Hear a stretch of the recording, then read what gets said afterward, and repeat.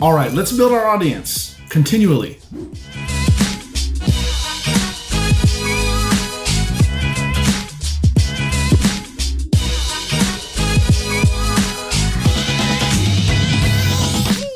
Hey there, Enterprisers, what's good? It's Jason Ligo here again, and in this video I want to talk to you about more ways to build your audience, okay? More ways to build your audience, more ways to build your online following, specifically with the intent of building your online business. Now, if you watched my previous video, I discussed some ways to build your audience, and it's gotten a lot of good feedback. A lot of people are asking me for more ideas to how to do that, okay? So I'm not going to go ahead and make you wait for that. I'm going to go ahead and give you a few more ideas right here, right now. As you can see, I'm on the road, traveling yet again, living in the ultimate laptop lifestyle. And so let me not waste any more time. Let's get right into it. What are 3 more ways that you can build your online following, your online audience, so that you can also build your business? Let's jump right into it.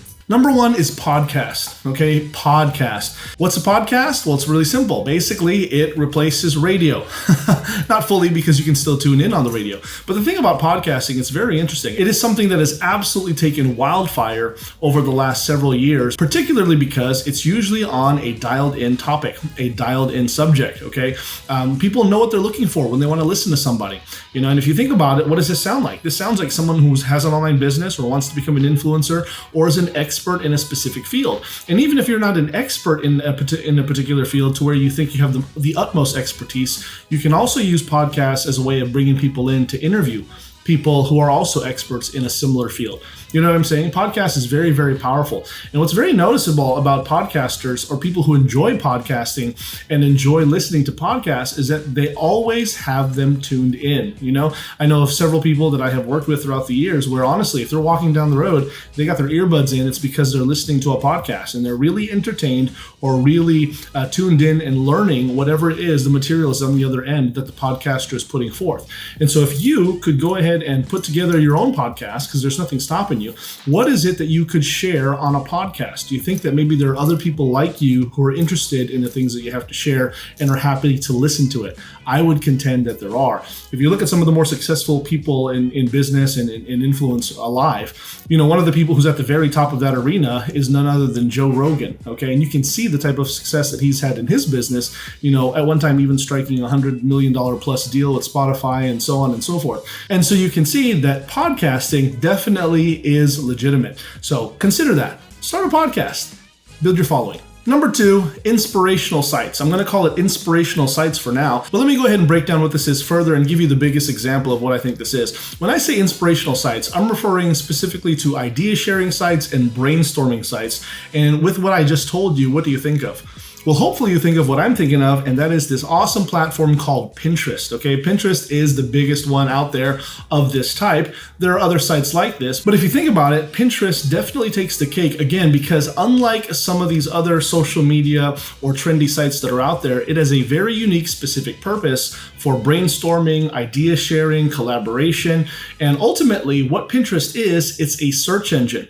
By my reckoning, last time I checked, it's actually the 3rd largest search engine in the world, 3rd only to Google and YouTube, which are practically the same thing. So outside of Google and YouTube, you then have Pinterest, which is exactly where people are going when they're looking for something, right? And I'll never forget the application that this truly has in people's real life, not only for the online, but for the offline arenas as well. Let me go ahead and give you a perfect example that I'll never forget. I remember going out with my fiance at the time, who's my wife now, after we got engaged. Basically, we went to go do some wedding planning. You could probably guess where this is headed, right? So we went to figure out tuxes and dresses and decorations as we were planning our wedding. And I'll never forget when we went in to go see the wedding planner, the first thing that they asked my wife after they complimented that nice ring that I got her was very simply, they asked her, how many Pinterest boards do you have?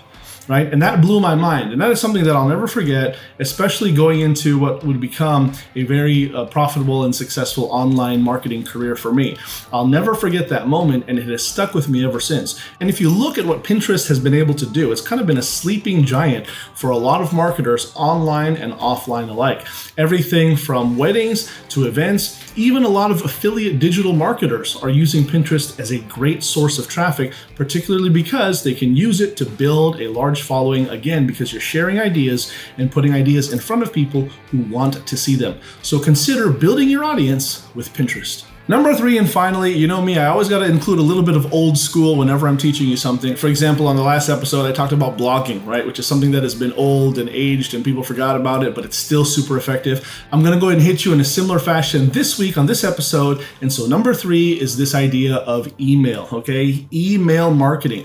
Now, I know that email marketing kind of is standardized in our world in terms of people know what that is, but they often discount it because they think that email is just a way to promote products and sell your stuff, follow up with people, automate your workflows, things like that. And yes, it does have those functions, but I would contend to you that actually email is still a solid way to build your audience. There are a lot of people who become associated with people just because they are connected through email. Email is one of those things that I don't think will ever lose its efficacy. It may lose its attraction. It may lose, its attractive sexiness or appeal to people, but it'll never lose how effective it is because it is tried, tested, and proven, and everyone has an email address. The fact of the matter is you can't even engage in social media without an email address. And so being able to establish email relations with people is going to be absolutely paramount to your success if you want to build an audience. If you choose to do this, especially when you link it up and combine it with other efforts that you know that are tried, tested, and proven to be successful.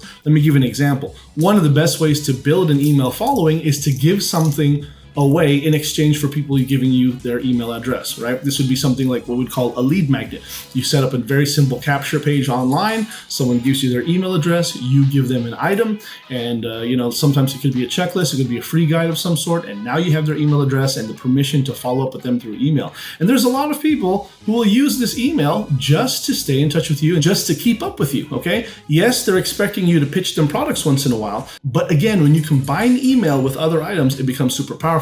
So for instance, a lot of people that I've seen be successful at this is they'll send an email out to their email list, all right? And what that email will do will redirect them to one of these other platforms that we've talked about, like a YouTube video, right? Or maybe like a Pinterest board, or maybe a Facebook Live that they're doing. And so now you have collaborative efforts between your platforms working together synergistically to deepen your relationship with your people and ultimately even garner you more sales. If you put these things in practice, I'm telling you, they absolutely work. So don't forget about email. There you have it, my friends. Listen, I got to get back to what I'm doing here. Okay, I'm traveling, I'm on the road, but I need to go ahead and get back to it. But I wanted to make sure that you still had some value from me this week. So hopefully one of these is helpful to you. You know what to do. Like, comment, subscribe, share, hit the notification bell. That way you don't miss out on any more hot new content that I got coming down the pipe just for you. Also, if you haven't had a chance yet to hit up the Digital Freedom Jumpstart, go ahead and go to digitalfreedomjumpstart.com right now. Look over my shoulder as I show you the exact method, the exact thing that I have done to build a wildly profitable online successful business, and you can do the same thing too. That's it, my friends. I'm out of here. I'll see you next time. Take care.